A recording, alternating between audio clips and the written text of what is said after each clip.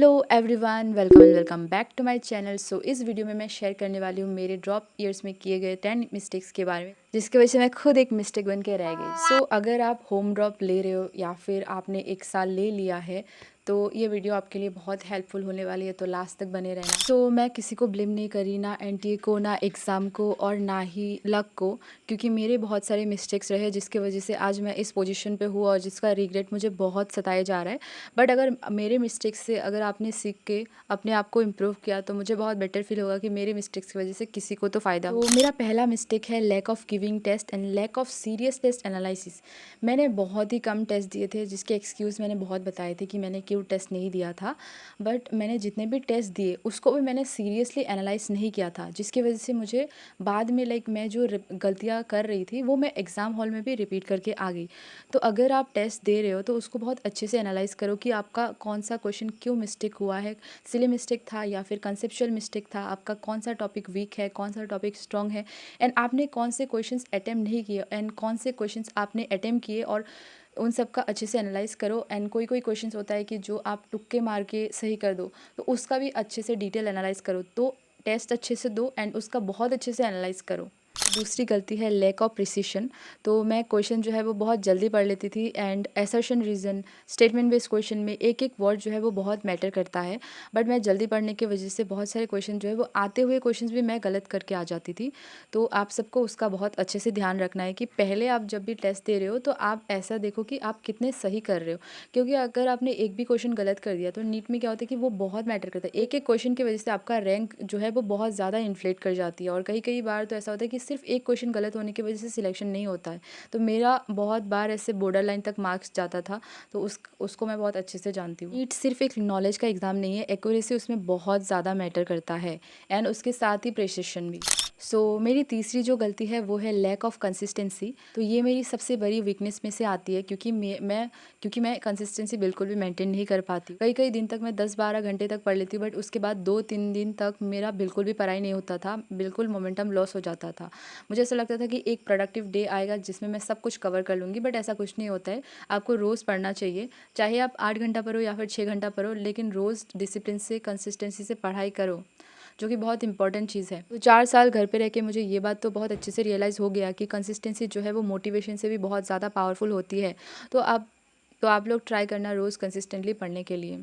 मेरी fourth mistake थी family problems को बहुत ज़्यादा इंपॉर्टेंस देना। मैं ये नहीं कह रही कि फैमिली प्रॉब्लम्स को इंपॉर्टेंस मत दो, वो बहुत इंपॉर्टेंट होते हैं, फैमिली बहुत इंपॉर्टेंट है, बट अगर आपने कुछ नहीं उखाड़ा ना लाइफ में तो फैमिली भी इंपॉर्टेंस नहीं देगी तुमको। तो ऐसा टिप। तो जब मैंने पहला ड्रॉप लिया था तभी मेरे घर पे बहुत ज़्यादा फैमिली प्रॉब्लम्स चल रहे थे, बहुत बड़ा फैमिली इशू हो गया था एंड उस चीज़ ने मेरे को मेंटली बहुत ज़्यादा इम्पैक्ट डाला, जिसकी वजह से मैं लगभग 2 साल तक डिप्रेशन में ही थी। बाद भी घर पर जब छोटी सी प्रॉब्लम होती थी तो मैं बहुत ज़्यादा एंशियस हो जाती थी। तो उसकी वजह से मेरी पढ़ाई पे बहुत ज़्यादा इम्पैक्ट पड़ा, जो कि मेरे ऊपर था कि मैं कितना इम्पैक्ट हो रही हूँ उस चीज़ से। मैं तब भी पढ़ाई कर सकती थी अगर मैंने अपने पढ़ाई को ज़्यादा इंपॉर्टेंट रखा होता तो। मैं अपने फैमिली प्रॉब्लम से कभी रिकवर कर ही नहीं पाई। अभी भी थोड़ा सा अगर कुछ भी इशू होता है ना तो मैं फिर से उसी जोन में चली जाती हूँ। बट मुझे धीरे धीरे समझ आ रहा है कि मतलब ये प्रॉब्लम जो है ये कभी ख़त्म नहीं होगा। मुझे या फिर जिसके भी लाइफ में ऐसे प्रॉब्लम्स है, हम सबको उसके साथ ही जीना पड़ेगा, उसके साथ ही हमें आगे बढ़ना पड़ेगा, नहीं तो हम और इस दलदल में फंसे रहेंगे। तो मैं ये बोलना चाहूँगी, जो लोग होम ड्रॉप ले रहे हो, मतलब प्रॉपर घर पे रह के पढ़ाई करने वाले हो, तो फैमिली को थोड़ा सा साइड में रखो।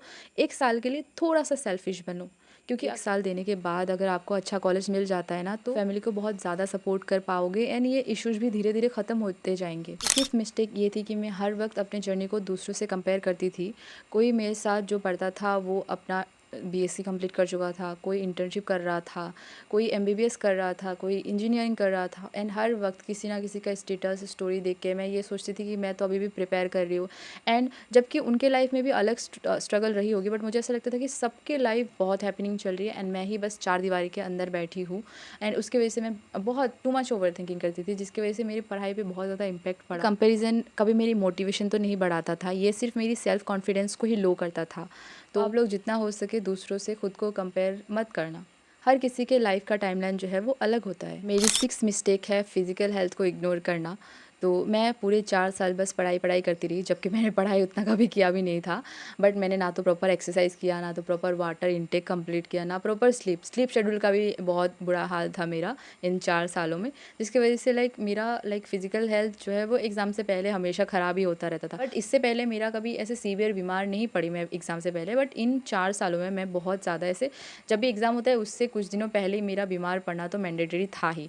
मुझे अभी रियलाइज़ होता है कि जो फ़िटनेस है वो लग्ज़री नहीं, वो नेसेसिटी है, वो मेंटेन करना बहुत ज़रूरी है। 7th mistake is moving on to next chapter without completing the previous chapter.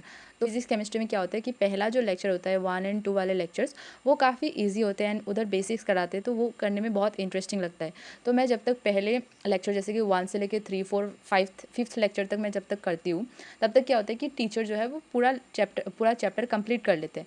तो मुझे ऐसा लगता है कि अभी ये बाकी के 6-7 लेक्चर करने से अच्छा मैं अभी नेक्स्ट चैप्टर में मूव कर जाती हूँ और ये साइड बाय साइड कंप्लीट करते जाऊँगी, जो कि कभी कंप्लीट होता ही नहीं है। ऐसे हर चैप्टर का ऐसे बैकलॉग लगा रहता है एंड कोई भी चैप्टर मेरा अच्छे से परफेक्टली बनता ही नहीं है।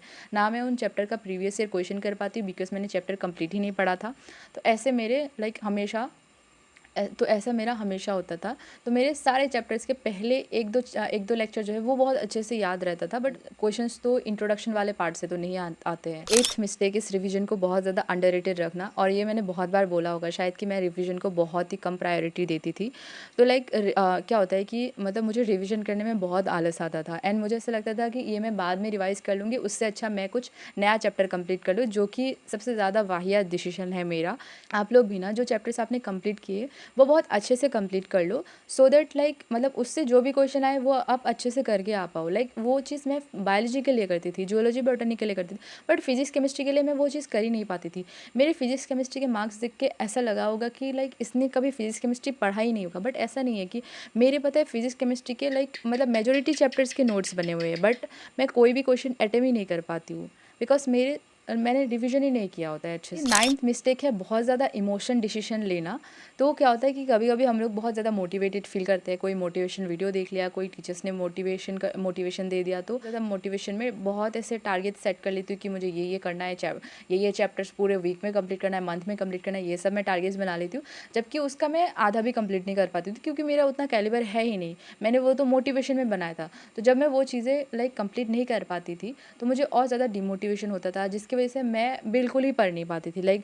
जबकि अगर ऐसा होता है कि आपने अगर टारगेट्स बनाए, उसका अगर आप 50% भी कंप्लीट कर लो, 10% भी कंप्लीट कर लो, तब भी ना बहुत है कि इस बार आपने टारगेट बनाया 10% कंप्लीट कर लिया, तो अगले बार 20% कंप्लीट कर, उसके अगले बार 30%, ऐसे करके भी तो बढ़ाया जा सकता है, बट मैंने ऐसे नहीं किया था, जिसकी वजह से मैं खुद एक गलती बन के रह गई। My last mistake but not the least, believing that I have lot of time. हर बार ऐसा लगता था कि अभी तो बहुत टाइम है, कल से बहुत अच्छे से पढ़ाई करूँगी, कल से सीरियसली पढ़ाई करूँगी, नेक्स्ट मंथ से बहुत अच्छा सा रूटीन बनाऊँगी, 1 तारीख से पढ़ूँगी, 15 तारीख से पढ़ूँगी, 6 जब बजेगा तब पढ़ाई करूँगी, 10 जब बजेगा तब पढ़ाई करूँगी। पर ऐसा नहीं होता, ऐसा नहीं होना चाहिए। और फिर ऐसा करते-करते जो है वो एग्ज़ाम बहुत पास आ जाता है, फिर उसके बाद टाइम ही नहीं रहता है कि आप जितना पढ़ रहे हो उतना भी आप रिवाइज़ करके जाओ, एंड जिसकी वजह से बहुत ज़्यादा एंग्ज़ायटी होता है, एंड फिर आखिर में जाके कुछ भी नहीं होता है। आपने जो साल भर में थोड़ा कुछ पढ़ा भी होगा, थोड़ा कुछ नहीं, बहुत कुछ ही पढ़ा जाता है इन सब गलतियों के बावजूद, बट वो भी लास्ट में क्या होता है, एंग्ज़ायटी की वजह से रिवाइज़ ही नहीं कर पाते। अगर आप ड्रॉप ले रहे हो तो